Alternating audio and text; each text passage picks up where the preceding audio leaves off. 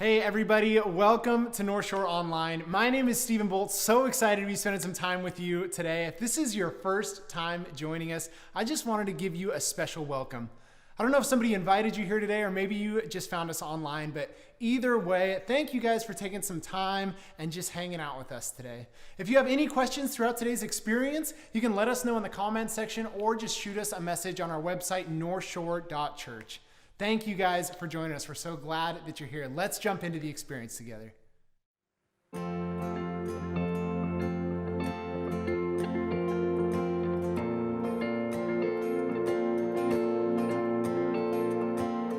I am weary from the waves crashing over every day. God of mercy, please come rescue me. I am longing for your voice, the gentle whisper in the noise. Father, tell me everything's alright.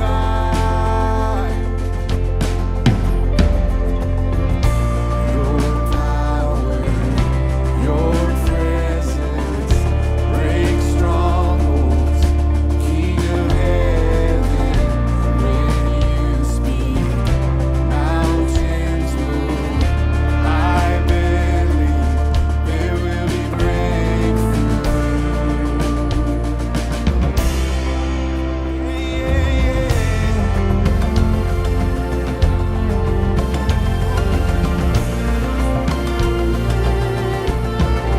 Okay, let's sing together. You alone can take my scars and piece by piece restore my heart. Take what's broken, make it whole again. Sing your power. Your power, your presence breaks strongholds. King of heaven, when you speak, mountains move. I believe there will be breakthrough.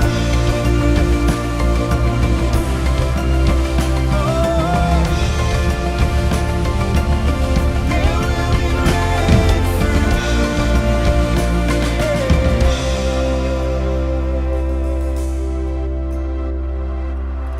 Shake the mountains, break the walls apart, open the heavens.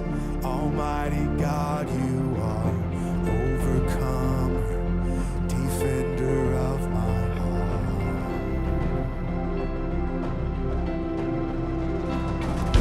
By your power, the oceans open wide, your fire falls down, heaven and earth collide.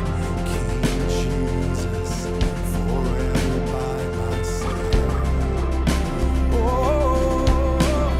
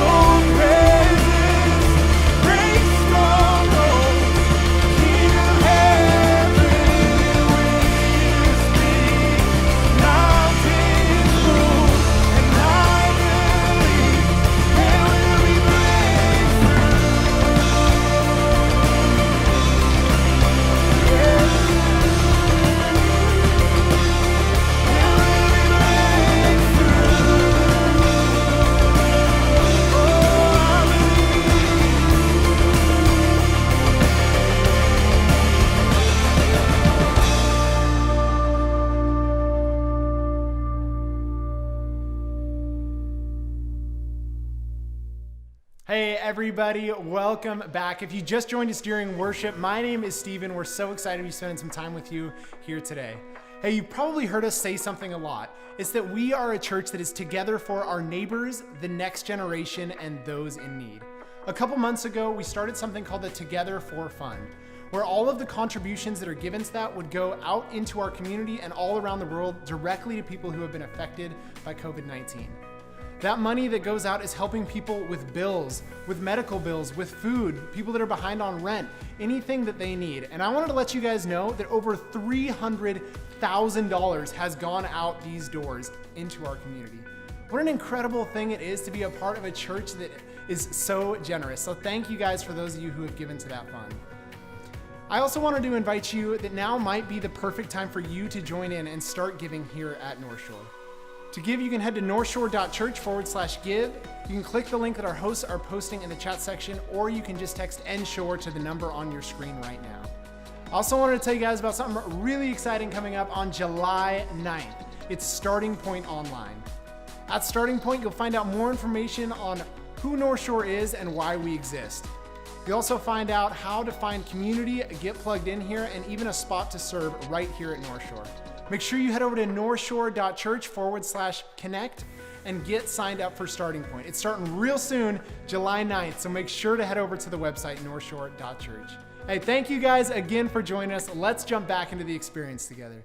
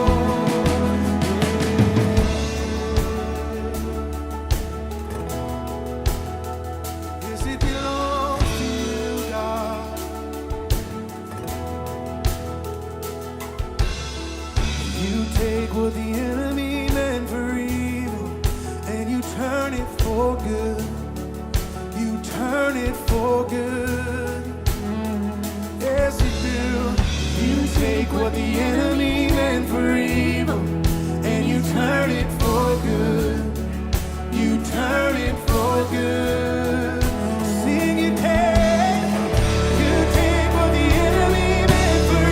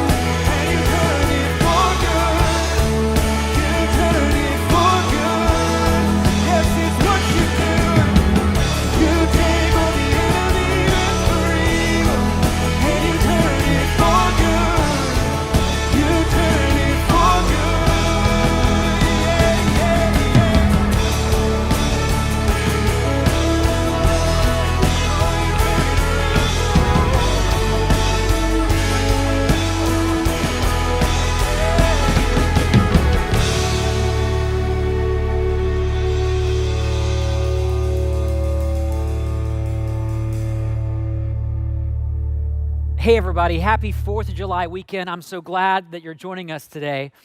I want to start this message with a question. How many of you love to lose? How many of you love to lose? Like when you meet up with friends to play basketball or soccer, and you can't wait to be humiliated by the other team. Or when you get together for game night with friends, and you're thinking, I really hope I lose every game. Here's another question. How many of you love to lose to your spouse or significant other? I bet no hands are going up with that one. I just read a story this week about a married couple who decided to teach their kids Monopoly. But as soon as the game started, it was like they forgot they were parents. You're in trouble now, the wife says as she put up her first hotel. Then her husband acquired all 4 railroads. And he said, I'm about to make it rain money, laughing in her face. And by the way, who still says make it rain money? But then she acquired both Park Place and Boardwalk, which is like the kiss of death when playing Monopoly. And then when her husband landed in jail, she stood up smiling and yelled, game over. All the while, their young kids were just staring at them in shock. Now, for those of you who are wondering, no, this is not a story about my family, because let's be honest, there's no way Nina could ever beat me in Monopoly. But here's my point. Nobody likes to lose. Someone much wiser than me once said this, winning is better than not winning. Brilliant, right? And you thought you weren't going to learn anything at church today. Winning is better than not winning. And here's the thing, this is true for all of us. I mean, no one woke up this morning thinking, I really want to lose in my work life, or I really want to lose in my financial life, or I really want to lose in a relationship or in my marriage. It may not be clear to you what the win is, but nobody likes to lose. Everybody wants to win. So here's a question I want to ask you. What does winning at life really look like? What does winning at life really look like? Those of you who are younger and dreaming about what the future holds, what does winning at life look like for you? Those of you who may be a little older, you've lived through a number of ups and downs already in your life. What does winning at life look like for you? Those of you who are middle-aged like me and you're not sure if you're younger or older, sorry, that means you're not younger anymore. What does winning at life look like for you? What does this winning look like? Because how you answer this question is going to determine how you live. And I want to let you in on a little secret right now at the beginning. God defines winning at life differently than our world does. God defines winning at life differently than our world does. And the good news is, He doesn't define winning at life by how much you make, or by how successful you are, or how well-liked you are. The bad news is, He doesn't define a winning life by how much you make, or how successful you are, or how well-liked you are. Instead, God defines winning by, losing. In fact, one of the most commonly repeated statements about life that Jesus ever made was this: if you want to save your own life, you will lose it. But if you lose your life for my sake, you'll save it. It's almost as if Jesus is saying, if you want to win, first, you've got to lose. So what is Jesus even talking about? And why should someone living 2,000 years later even take this seriously, especially if none of us like the idea of losing? Well, today, I want to answer that question with you. And to help me answer that question, I asked a very dear friend of mine who's facing the greatest challenge in his life, he's literally fighting for his life, to share with all of us what winning in life really looks like to him. And we'll get to that story in just a few moments. But to set the table for his story, I want to tell you another story about a man in the Bible named Jacob. We've been learning about Jacob in this series, Weak Made Strong. Jacob, remember, was the son of a man named Isaac and the grandson of a man named Abraham, to whom God made this incredible promise. He said, I will bless you and make you into a great nation, and all other nations will be blessed through you. But here's the thing, Jacob actually wasn't in line to carry on this blessing. He had a fraternal twin brother named Esau. But Esau was the firstborn son by just a few seconds. But that meant that Esau had the right to his father's blessing and double the inheritance, which meant Esau would receive more money, more property, more prosperity. But Jacob decided early on, I won't accept losing. He's determined to win in life no matter what it takes. So Jacob came up with this elaborate scheme to deceive his father, to get his father's blessing. And you know the story. He cheated his brother out of his brother's inheritance, and then he runs away from home to build a life far away from his family. And then last week, we got to witness Jacob's journey to find love. It's one of those stories that's hard to believe is actually in the Bible. I mean, Jacob was in love with a woman named Rachel, but her dad tricked Jacob into marrying her sister, Leah. I mean, talk about waking up and wondering if you married the wrong person. But Jacob won't accept losing. He's determined to win in life, no matter what it takes. And then 2 wives, 2 maidservants, and 12 kids later, Jacob finally has a family to call his own. It's a pretty dysfunctional family, but it's a family. Well, this week, for the first time in Jacob's story, we find him in a position of strength. Let me quickly set up the story for you because the context matters. Jacob has been working for his uncle Laban. And he's done such a good job that his uncle offers to pay any price to keep Jacob on the payroll. Look at what he says. He says, name your wages and I'll pay them. I actually told our board of overseers this would be a great Bible verse to memorize next time they do my performance review. I'm just kidding. They didn't actually say that. Name your wages and I'll pay them. That's how valuable Jacob has become. So Jacob asks for partial ownership of all of Laban's livestock, which sounds legitimate, but remember, this is Jacob we're talking about. There's always an angle, there's always a plan, there's always a scheme, because he's determined to win in life, no matter what it takes. So what does he do? Well, he sets up this elaborate breeding scheme to make sure he ends up with the strongest and best of the herds. And here again, his little plan works. The writer of Genesis says this, so the weak animals went to Laban, and the strong ones to Jacob. At this point, Jacob has gone from weak to strong in almost every area of his life. He has all the boxes checked. He is financially secure. He has enough wealth to no longer need to work for his uncle or anyone else. He's vocationally secure. He has enough livestock to provide work for his sons and his servants. He's relationally secure. He's married with children. And then he's legacy secure. You see, in the ancient world, it was believed that having a son was the only way for a man to ensure that his name and legacy were to live on. Well, Jacob didn't have just one son, he had 12. So it appears that Jacob has finally made it. In fact, if you look at what the writer says next in Genesis, he says, in this way, the man Jacob grew exceedingly prosperous and came to own large flocks and female and male servants and camels and donkeys. Another way to translate this phrase, exceedingly prosperous, is Jacob is winning. He's got all the railroads. He's got hotels on Park Place and Broadway. He's gone from losing to winning, from insecure to confident, from vulnerable to powerful, which is when the real fight of his life begins, which is where we pick up our story. Here's what happens next.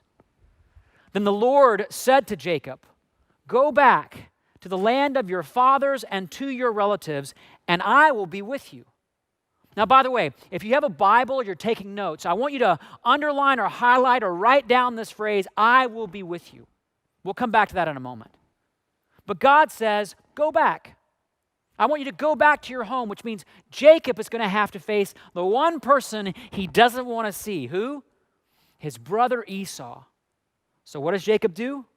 He comes up with yet another elaborate scheme because he's not going to lose. So first, he sends a messenger to tell Esau that he's coming to visit. He doesn't go himself. He's got to test the waters first, try to get a sense of how Esau is going to respond. And so he says this, now I am sending this message to my Lord that I might find favor in your eyes. No apology. No, I'm sorry for stealing your inheritance all those years ago. See, Jacob, he's not as interested in making things right.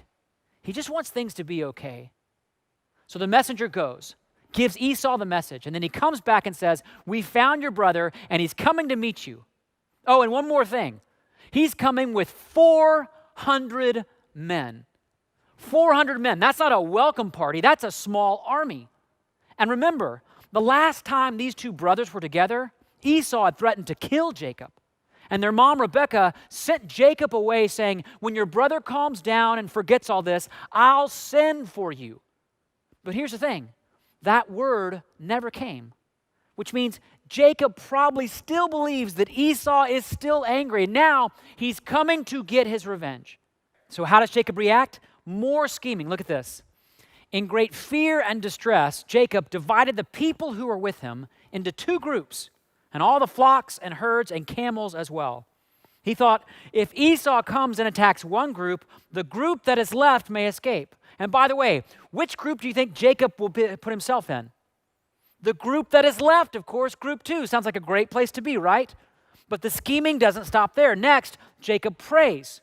He says this, O God of my father Abraham, God of my father Isaac, Lord, you who said to me, and I quote, go back to your country and your relatives, and I will make you prosper. Notice Jacob is quoting God's promise back to God, but he doesn't get the promise quite right. See, God didn't say, go back and I will make you prosper. Remember the words I told you to underline just a few minutes ago? God said, go back and what? He said, go back and I will be with you.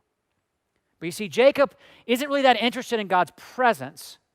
He would prefer that God protect his stuff, the stuff he worked hard to get. He worked hard to get where he is. He's no longer a loser. He's a winner, and he wants to keep it that way. And so he actually tries to rewrite God's promise. I guess he's hoping God would forget or he wouldn't notice. And by the way, we do this too, don't we? All the time. Jesus, remember the Great Commission when you called your disciples to go and make disciples, and you promised us financial security and vocational security and relational security and future security. That's what we tend to pray, or we anxiously or even arrogantly wish for. But God knows better, and we should know better, because here's the thing. God doesn't promise our prosperity. He promises his presence. And the good news is, this is actually a much better deal for us, and Jacob is about to find out why. But for now, Jacob, the scheming continues. After the prayer, Jacob decides to bribe his brother. He's got money and power. Why not use it? And so he sends Esau an extravagant gift made up of goats and sheep and camels and cows and donkeys. But here's the thing. This gift isn't really about loving Esau. It's about pacifying Esau. By the way, anyone else ever use a gift to try to make someone else not mad at you? Of course not. None of us would ever do something like that, right? Well, after Jacob sends Esau this gift, Jacob is left with only his family and his personal possessions. But surely he'll stay with them. Surely he'll stay put. He'll put their safety before his own, right? Jacob. Oh, look at what he does next. That night, Jacob got up and took his 2 wives, his 2 female servants, and his 11 sons and crossed the ford of the Jabbok. After he had sent them across the stream, he sent over all his possessions, so Jacob was left alone. So here, in this last-ditch effort to protect himself, Jacob sends his family across the river first, putting their lives at risk to save his own. I mean, what kind of a husband would do something like that? Quick story, years ago when Nina and I were living in California, there was an earthquake in the middle of the night, and we woke up to our house shaking from side to side. And so I sprang out of bed and told Nina, just stay here, as if somehow me going to check things out would make her more safe. When in reality, I left her in a much more dangerous situation by asking her to stay in our bedroom. Thankfully, she was willing to forgive me for that, but I promised if we ever moved, we would find a home far away from those California earthquakes. Of course, I didn't find out until we got here. There's like a major fault line that runs directly beneath the city of Seattle. So I'm like 0 for 2 on earthquake safety. But Jacob sends his family across the river first, and now Jacob is alone. And here's what's really important about this moment in his life. All his stuff is gone. All his security is gone. All of this exceeding prosperity is gone. And part of me wonders if he noticed the irony that in trying to save his life, he'd given up everything. And now there's nothing more he can do. No more schemes, no more bribes, no more tricks up his sleeve. You see, no matter how well you can play the game of life, no matter how smart you are, no matter how much money you have, there will come a day when all the houses and hotels, all the railroads and get-out-of-jail-free cards are gone, and it's just you. Wondering, as I'm sure Jacob was wondering, what game have I been playing? What has my life been all about? Really, really? I mean, Jacob worked his whole life to go from weak to strong, and now he's been thrown right back into his weakness and vulnerability, which is, of course, what God had been waiting for this whole time. Look at what happened next. So Jacob was left alone, and a man wrestled with him till daybreak.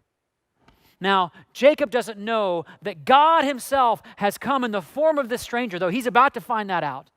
And notice, the text doesn't say this stranger just showed up that night or came and found him that night. He was just there because God has always been there.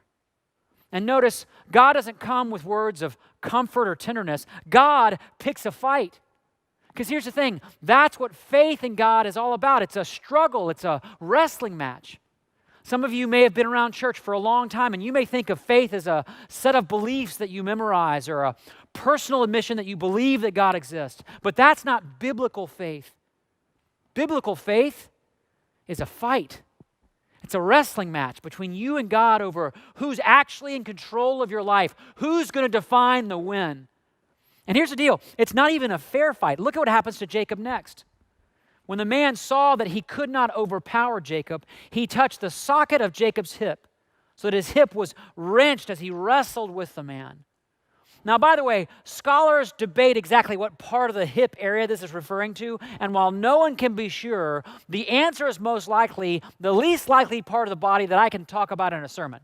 So you take that for what it is, which is when we get to the heart of the story and the turning point in Jacob's life. Look at this. The man said, "Let me go, for it is daybreak." But Jacob said, "I will not let you go unless you bless me." Here's the thing. Jacob, he's old, he's weak, he's alone, and now he's wounded. He spent his whole life trying to get from weak to strong, and now in a moment he's gone from strong to weak. His exceeding prosperity can't help him. He can't scheme or pretend or manipulate his way out. In other words, Jacob finally knows that he can't win. And here's the deal. At some point, everyone comes to this place in life. Your health will fail, or your circumstances will turn, or your dream for your life will not pan out the way that you dreamed. At some point, you're going to realize, I can't win in life on my own. I have a friend who often takes walks in a cemetery near his home. And I asked him why, and he said, because I never want to forget that we all face the same fate. That no matter how well you play the game of life, there will be a stone in the ground with my name on it. And there will be a stone in the ground with your name on it. In other words, game over. But in this moment in Jacob's life, he reminds us that you have a choice. You can lose your life in one of two ways. You can either try to save it, protect it, stay in control, do it your way, cross your fingers that death is just the end and there's nothing else beyond, and that life has no real meaning and your relationships don't really matter, and that all you are is just dust. That's one answer. That's one choice. Or you right now can lose your life to God. You can surrender control to Him. You can realize, as Jacob did in this moment of painful defeat, that money can't save you, work can't satisfy you, relationships can't fulfill you, and no amount of security can protect you, but God can save you. Because if you lose your life for His sake, what happens? You save it. In other words, when you lose to God, you win. When you surrender to God, you win. Friends, I don't know what winning in life has looked like for you. Maybe it's trying to have that perfect family. Maybe it's trying to become financially secure. Maybe it's having other people approve of you or win their esteem or respect. Maybe winning is just trying to beat down the voices of shame and insecurity inside through whatever means necessary. What I know is the real struggle in your life is not with your boss or your spouse or your circumstances. The real struggle in your life right now is with God over who's in charge. And here's the good news. When you realize that God is all you have, when you come to this place that God is all you have, when you lose everything, when you hit rock bottom and realize that God is all you have, you will discover this amazing truth that God is all you need. And when you surrender to God, here's what's so cool. You get a new name. You get a fresh start, a second chance. Look back at Jacob's story. The man asked him, "What is your name?" "Jacob," he answered. Then the man said, "Your name will no longer be Jacob," which means grabber or deceiver, "but Israel, because you have struggled with God and with humans and have overcome." Israel, it's actually the combination of these two words, Isra, to persevere or hold on to, and El, which means God. In other words, Jacob, you're no longer going to be defined by your attempt to control or manage your life. You're going to be defined as someone who holds on to God, not who always gets it right, not who always does it perfectly, but someone who just hangs on. And by the way, isn't it amazing that God's people are forever defined by this name? We're not the people of Abraham or the people of David. We are the people of Israel. We are people who say, "God, I will not let go no matter what." But here's the thing. There's a cost to this new start, a cost to this new name. Jacob says, "Please tell me your name." But the man replied, "Why do you ask my name?" As if to say, "Don't you already know who I am?" And then the text says that God blessed him there. And so Jacob called the place Peniel, saying, "It is because I saw God face to face, and yet my life was spared." And the sun rose above him as he passed by Peniel, and he was limping because of his hip. See, no longer is Jacob a man of exceeding prosperity. Now he's just a guy with a limp. No longer is Jacob able to lead out with his strength. Now he has to lead with his weakness, and everybody who meets him will see it. I was just thinking this week how hard I work in my life to try to hide the limps in my life. My insecurity, my need for approval, my struggle with anxiety and with anger. Because I tend to live as if my weaknesses are threats to winning in life. And my guess is I'm not the only one who does that. Because we live in this world that says it's the strong who win, it's the powerful who come out on top. But remember, God defines winning at life differently than our world does. And with God, it's our weakness and brokenness and vulnerability that God uses to do His best work in us and through us. And without getting too far into next week's message, the next day when Esau saw Jacob limping to meet him, he ran to meet him and embraced him, and they wept together. Years of pain healed, not by a show of strength, but by a man emptied of his pride and humbled in his heart and limping all the way to the finish. So question, what's your limp? What do you see as a limitation or a liability to winning in your life? A health issue? A disability? A struggle? A problem in your life or in your family? Here's the thing, friends. Your limp is not a liability. Your limp is not a liability. It's a launching pad for God to do something greater in your life, but you have to choose to trust Him with it. And you have to be willing to let people see it. One of my great friends and spiritual mentors is a man in our church named Corky. And I shared a little bit about what he's going through in life a few months ago. But right when COVID-19 first hit, he was diagnosed with pancreatic cancer, one of the deadliest forms of cancer there is. He was given less than a year to live, and he's been in and out of the hospital. He's had a complicated procedure called a Whipple surgery, removing his pancreas, part of his small intestine, his gallbladder, and half of his stomach. And in a few weeks, he begins a 6-month round of chemotherapy. Corky has lost a lot this year, and it's possible he could lose even more.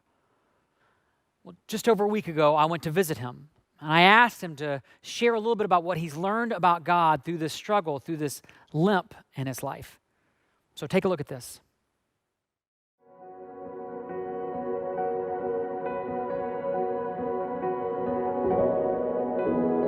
My name is Corky Swanson. I am who I am because of Jesus.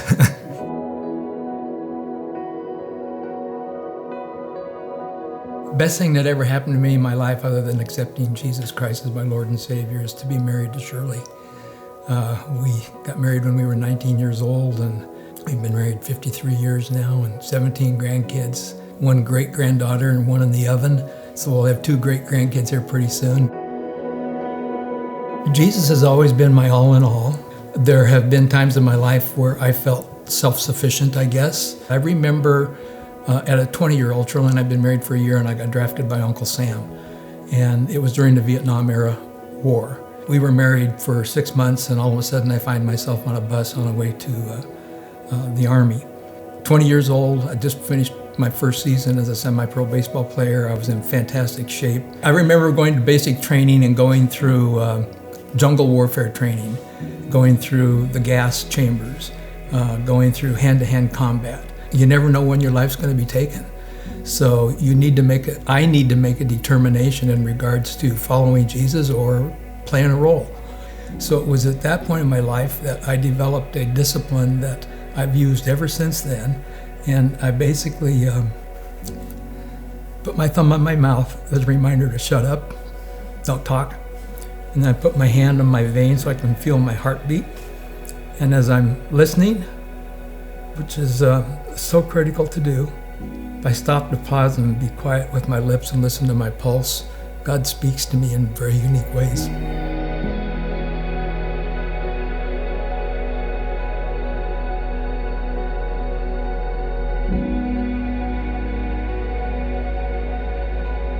The news that came our way was kind of like a deer in the headlight type thing. I remember going into the doctor, and he came back with a prognosis. He said, "This isn't good." The words that came from the doctor's mouth was, "You have somewhere between 5 months and a year to live." And that was difficult.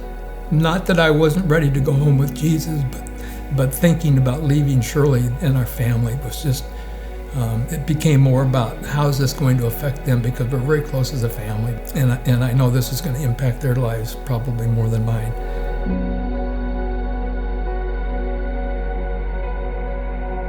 So basically what it meant was if I didn't do it, I had 5 to 6 months, or 5 months to a year to live.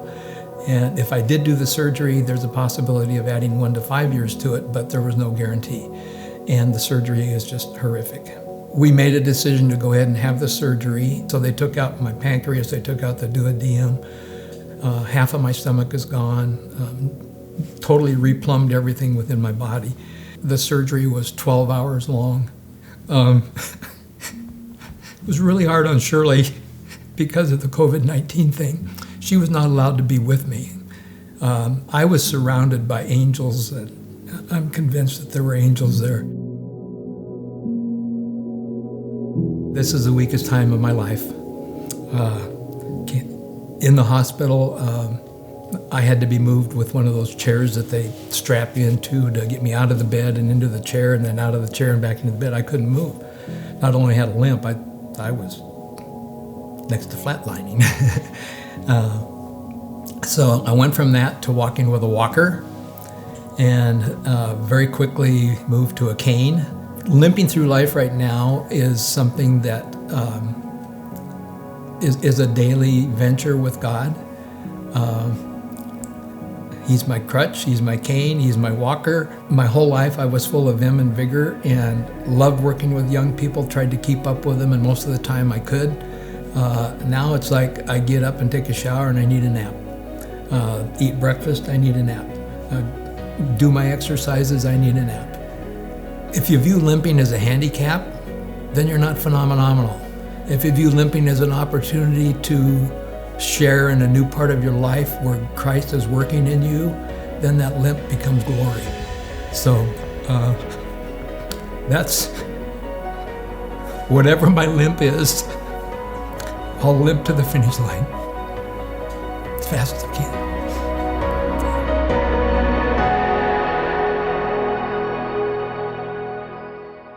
You know, Corky, I just want to say I love you and thank you for those words.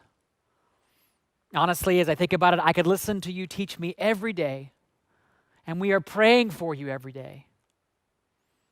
Some of you, like Corky, right now are limping through life. Maybe you're in a moment in your marriage that's deeply painful or broken. Maybe you're struggling at work or financially or with your health. Maybe life looks really good on the outside, but inside there's emptiness or fear. To paraphrase my friend Corky, if you view limping as a handicap, then you are not phenomenal. But if you view limping as an opportunity to share how Jesus is working in you, then your glory becomes your limp, and your limp becomes your glory. You know, it's interesting in Jacob's story, he gives this place where he got this limp a very unique name. He doesn't call it the place where I fought God or the place where I lost to God. He calls it Peniel, which means the place where I saw God face to face. You see, friends, it's through our struggles that we finally come to see God. It's when we lose our life to God that we finally win. And you lose your life to God right now. Some of you can do this for the first time. You just need to say, God, I need you. I don't want to rely on myself or my stuff anymore. All I can do is lose my life and surrender who I am to you and give you control. And I want to receive your love and grace and forgiveness. And I will not let go, God. I will not let go. And if that's your prayer, that's what saving faith looks like. It's just desperate need. It's just desperate need. Since when? Why have we made it into some kind of a moral achievement? Saving faith is desperate need for God. The God who's right here with you. And if that's your prayer, if that's your heart, the next step is to do what followers of Jesus have done as a sign of this new start, a sign of their new faith, of their new name. You need to get baptized. See, baptism, it's this amazing thing. It's the way we reenact that great struggle with God. It's a sign of our defeat, that the same moment is our victory. Baptism is how we tell the world that in Christ, losers can win, and sinners can win, and liars and schemers and manipulators can still win. And if you haven't taken that step, if you haven't gone public with your faith in Jesus, now is the time. We're actually going to have a special baptism celebration right here at North Shore on July 26th. You can go to northshore.church/baptism, find out more, get signed up. And if you live too far to drive, we have an option for you to do this wherever you live, and you can connect via video. But don't miss this chance. Don't miss this moment to win by losing and to find joy by surrendering. Don't miss this moment to let your struggle, your pain, your darkness become the place where Christ brings his glorious transformation into your life. Because no matter how dark the night may feel, or how difficult the struggle may be, like Jacob's story, a sunrise is coming. A new day is coming. A new start is coming. And I know this is true because 2,000 years ago, another man from heaven came down to wrestle with humanity all the way to a cross and all the way into a tomb. And then 3 days later, as the sun came up once again, he walked out of that tomb, still bearing on his body the signs of the defeat that became his victory, and the death that brought us life, and the limp that became glory. So let's pray.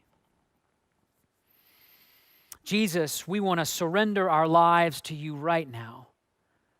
We all in some way are struggling against you for control because we want to win, we want to be successful, we want to have that great family, we want to have that great life.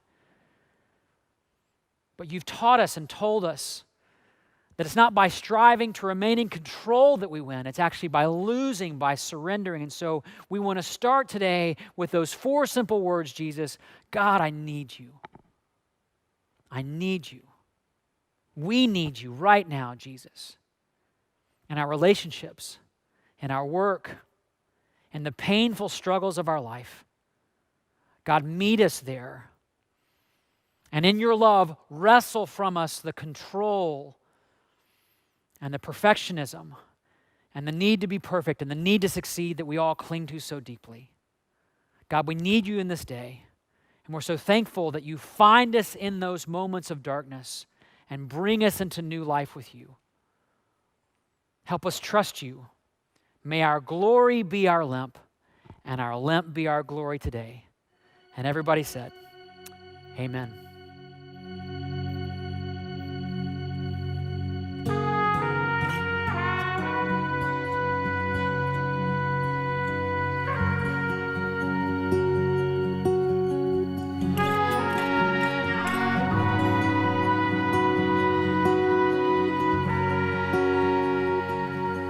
There is a king seated among us. Let every heart receive him now. Where there is praise, he will inhabit. There will be grace and mercy all around. Every burden will be lifted in his presence. Every trophy will be laid down at his feet. There is a name that reigns above all others. Jesus Christ, the King above all kings.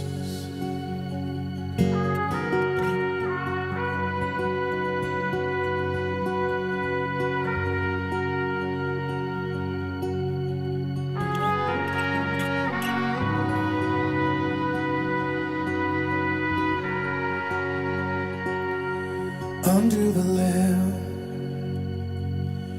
honor and glory, worthy is he who overcame, buried in shame, risen in power.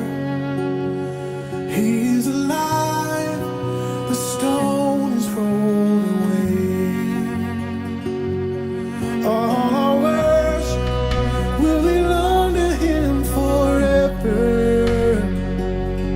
Death is conquered, and our Savior holds the keys.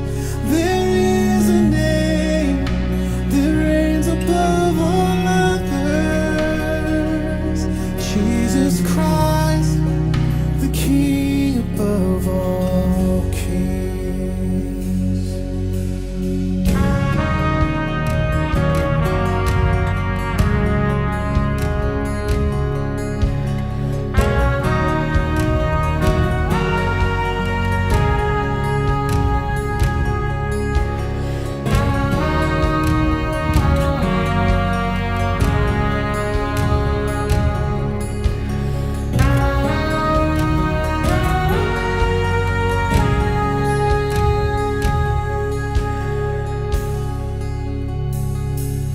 It won't be long. We will behold him, and every tear he'll wipe away. We'll be at home. The war will be over. Soon we will meet our Savior face to face. And Every burden will be lifted in His presence. Every trophy will be laid down at His feet. There is a name that reigns above all others. Jesus Christ, the King above all kings. And all of our worship will belong to You forever. Holy, holy, for all eternity. There is a name that reigns above all others. Jesus Christ, the King above all kings. Jesus Christ, the King above all kings.